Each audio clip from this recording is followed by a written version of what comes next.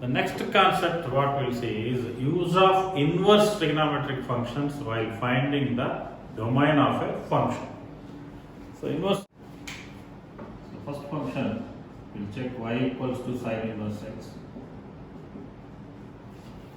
I will recall the domain of sine inverse x is equals to minus 1 comma 1. Now the domain of any function means we know that input of the function. That means the values of x should lie in between minus 1 comma 1. This we represent like this type also. X lies in between minus 1 comma 1. Next, range of the function is in between minus pi by 2 comma pi by 2. As we know, the range of the function means output of the function when you give the valid input to that one. So output of the function means what? Y. That is nothing but whole sine inverse x. That means when you give the values in between minus 1 and 1, sine inverse x delivers the output which lies in between minus pi by 2 and pi by 2. That means we can write like this type also. Sine inverse x always lies in between minus pi by 2 and plus pi by 2. Like this we can write. Now in the same way, we will check the another function. Y equals to cos inverse x. The domain of cos inverse x is minus 1 comma 1. That indicates that here also input x lies in between minus 1 and 1. Next, range of the function if you observe is 0 to pi. So that means cos inverse x lies in between 0 and pi, closed interval. That means whatever input you give in between minus 1 and 1, cos inverse x always gives a positive output which always lies in between 0 and pi. If you observe the graphs of these two,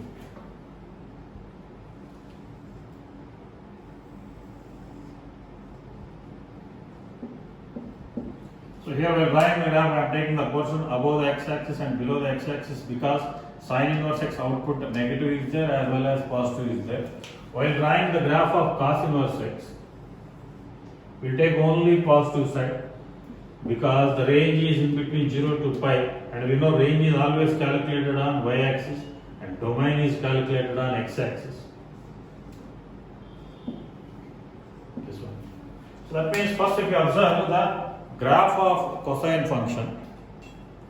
So in between the values, the input always lies in between minus 1 and 1 means here we will keep one line minus 1 and here approximately here we will keep 1. So that means whatever graph we will get, that graph will come in between these two only.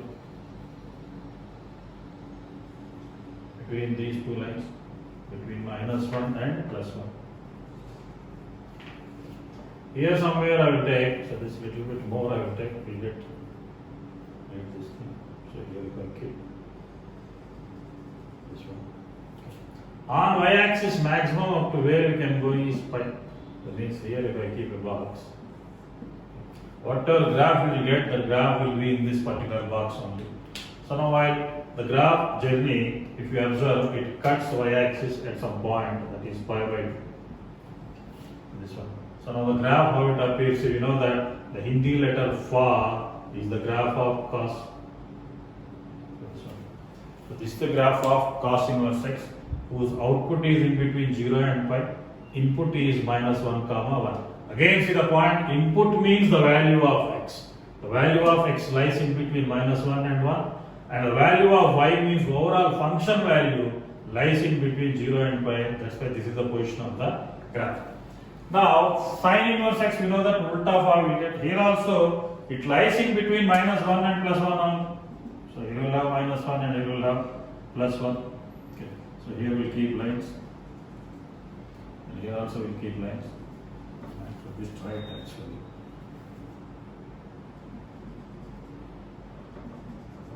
And here boundaries over here, here we can take pi by 2. So this is one boundary, pi by 2. And minus pi by 2 will take another boundary. Because on y-axis we have in between minus pi by 2 and pi by 2. Now the ulta fa, it passes through origin, so we will get some graph like this. So this is the graph of sine inverse x. So cos inverse x as well as sin inverse x cross versa.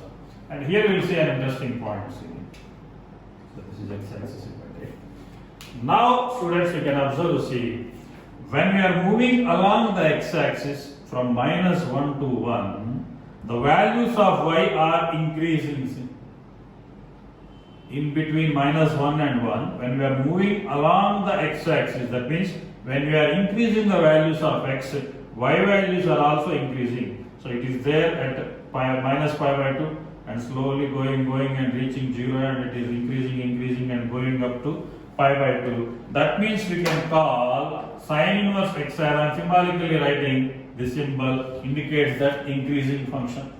Now here if you observe, when we are moving along x axis from -1 to 1, the values of y are falling down.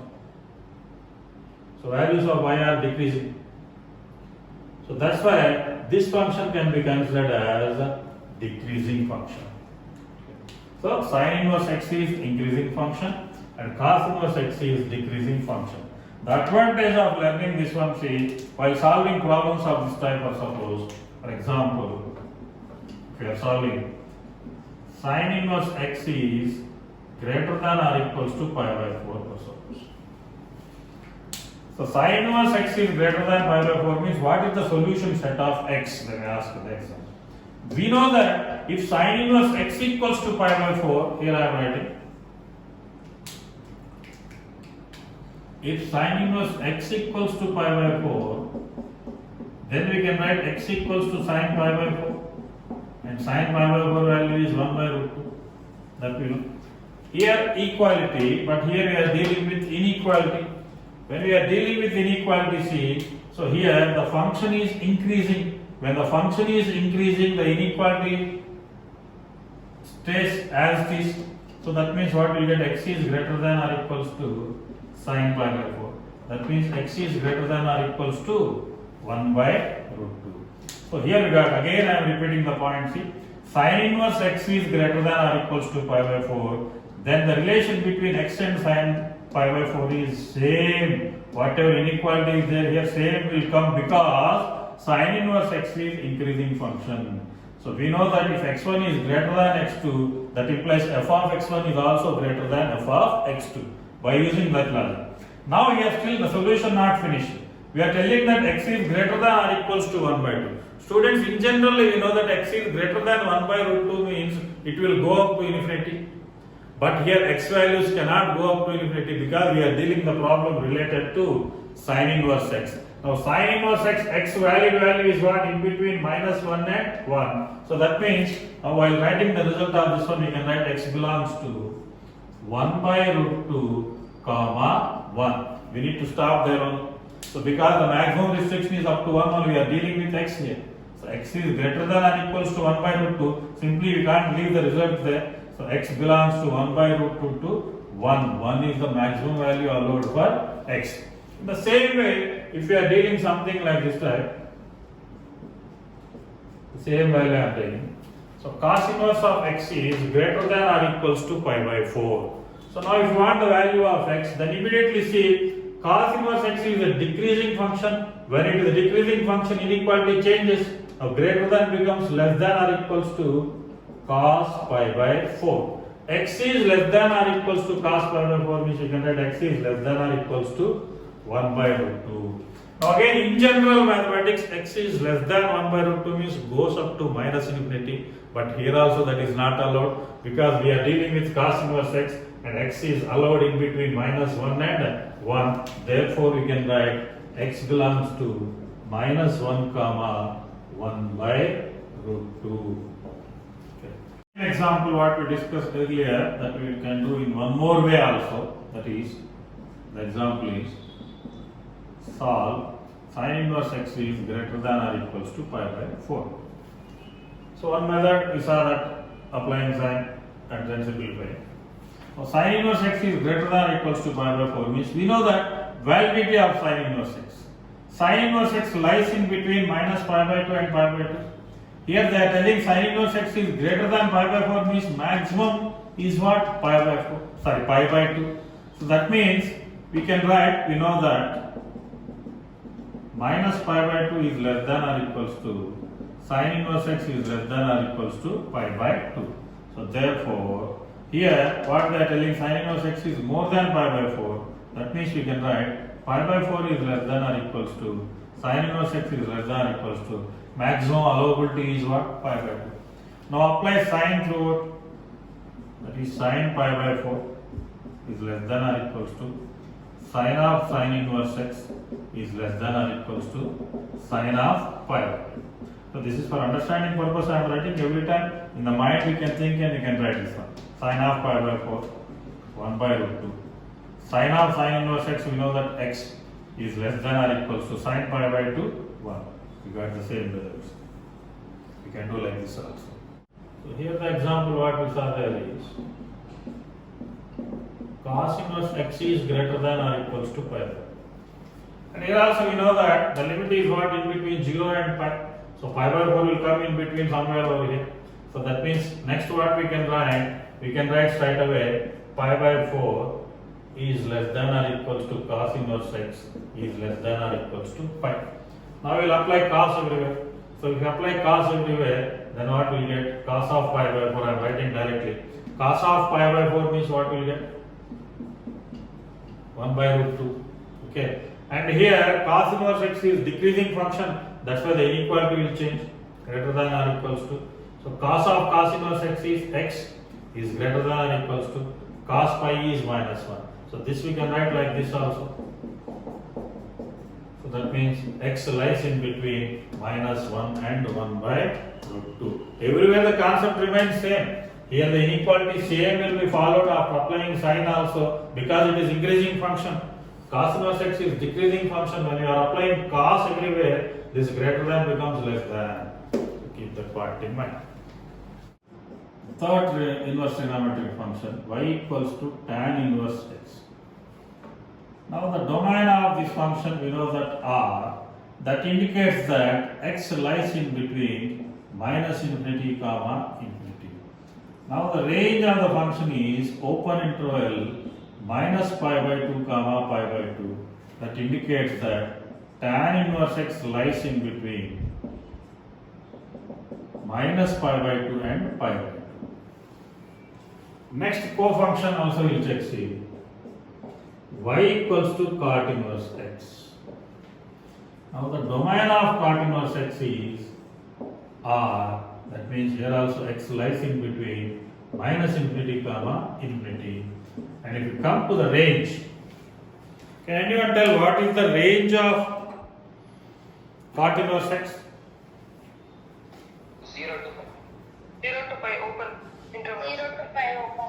0 to pi open interval. 0 to pi. Okay, the range is 0 comma pi.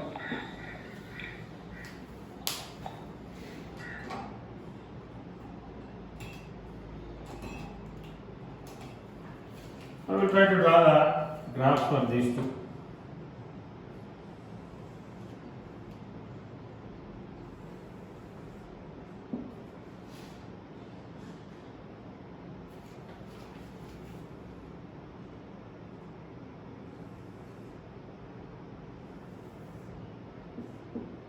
Because 0 to pi will get completely above this one. So 0 to pi is there, that's why we'll keep, so not included pi, we'll keep the line over here. So here I will write pi. In the graph, will not touch that portion. Okay. And we know that, so the graph of tan inverse x is sleeping form. Become like this type something. And for this one, so it touches somewhere over here pi by 2. So that means come like this type. Not so accurate curves, but roughly. Now we can observe, see here in this, because it is minus infinity to infinity, and here pi by 2 will be the demarcation line. The graph will never touch pi by 2. And here also it will never touch minus pi. So here we will keep minus pi by 2. And here we will keep pi.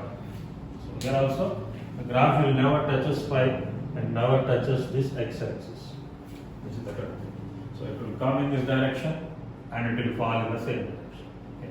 So this is sleeping far and it is decreasing from here. Now we can notice one thing, see, when we are moving along x-axis, the y values are increasing. So that's why tan inverse x can be considered as an increasing function.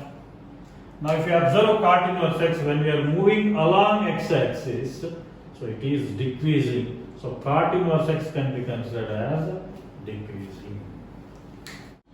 Y equals to cosecant inverse x. The domain of the function is minus infinity comma minus 1 union 1 to infinity. This we can write like this: x is less than or equals to minus 1 or x is greater than or equals to 1. Both together we can write modulus of x is greater than or equals to 1. So you also start writing with me, so time will be saved.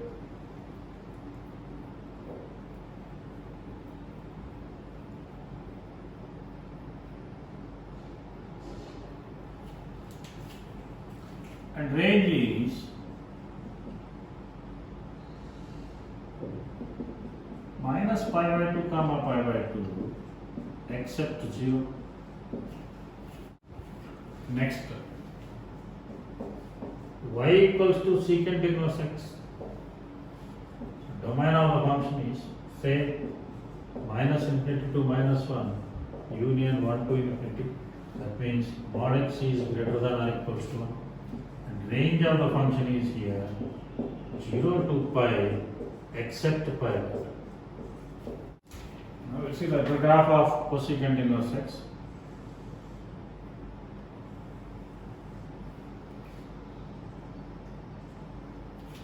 Zero. So the range minus pi by 2 to pi by 2, that means here we will have pi by 2 line and here we will have minus pi by 2 line. So whatever graph we will get in between these two only. So here I will keep a line. Here also I will keep a line. And here I will keep a line. And here I will keep a line. In between minus 1 and plus 1 means here also we will keep 2 points. So here somewhere we will get minus 1 and here we will get 1. To draw the graph of this one easily see. So whatever graph we will get, that we know that will be either in this direction or in this direction. So cosecant inverse is always related to sine inverse. That's why if you remember the graph of sine, then it will be easy always. So here I keep a line C. So this indicates that whatever graph we will get, that will be either this side of 1 and whatever graph we will take either in this side. So here I will take the graph of sine functions, the ulta. This is the graph of sine. That means your cosecant inverse graph starts from here. So wherever the sine curve touches this pi by 2 line, from there onwards you take the graph.